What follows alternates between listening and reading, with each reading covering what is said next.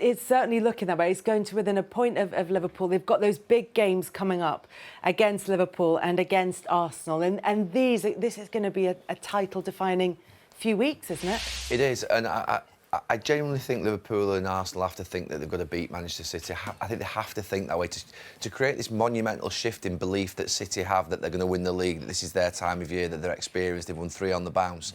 And I always think when we lost titles, whether it be Chelsea with Ancelotti or Wiltord scoring at Old Trafford or Overmars scoring at Old Trafford, the team that went on to win it came to Old Trafford and won. They didn't just come to Old Trafford and draw and get a point. I think they did OK. They came and shocked us. And I think that's what Liverpool and Arsenal are going to have to do to take the belief away from this Pep Guardiola team, because they'll be thinking it's ominous at this moment in time. Liverpool got the point at the Etihad. Arsenal beat Manchester City at the Emirates. So while Arsenal have still to come here to the Etihad, the next game for City, and its big title game, is the game at Anfield. And that's Pep Guardiola's record there. Does that have any bearing, do you think, on what happens next week? Well, it's not great, but the rest of his record is pretty good.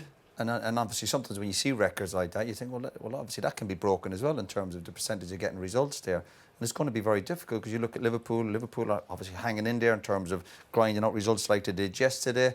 And it's going to be very, very difficult. But Pep and Man City are more than capable of going there and getting a result being maybe a draw even.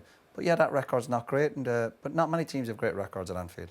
As much as Gary says, Arsenal and Liverpool have to go out and win those games. If Manchester City win them both, could we be done and dusted by the end of March?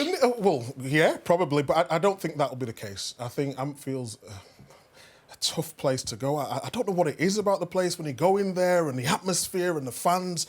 For some reason, they've just got an aura around there, and for some reason, going there, even going back to my time, never won at Anfield. And you see Pep record, one of the best in the business, just 1 win in 8, so it's going to be tough. The only saving grace, I would say, for Man City is that Liverpool are wounded with injuries at this moment in time. Depends who's going to be back fit for that game. Yeah, and that could be a significant factor when they face each other. And then, of course, it's Arsenal, and they're going to have to come here to the Etihad, and that with an Arsenal side who are in good form, who do seem to have a depth of squad now to draw on players, the ones who have been injured coming back from injury, could be an absolute crunch game. Yeah, I mean, I said before the game, Liverpool have got momentum and energy and the Klopp factor on the way in. I think Arsenal at this moment are the best performing team, both defensively, and they've now started to hit the strides in attack. And City have got the most experience. They've all three got something, but this is where we're going to find out about all three of them.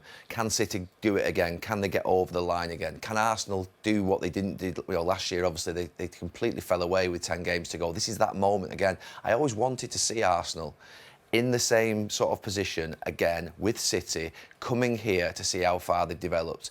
I think they have developed. They've obviously got Saliba, they've got Rice, they're better than they were last year, they've got more power.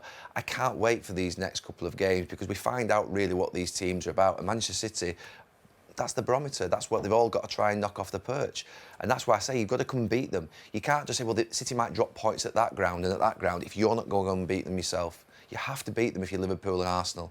And from City's point of view, the top 7, the current top 7, are their opponents over their next 8 games. They've also got the games against Copenhagen, admittedly in the Champions League. They've got the FA Cup quarter-final coming up against Newcastle.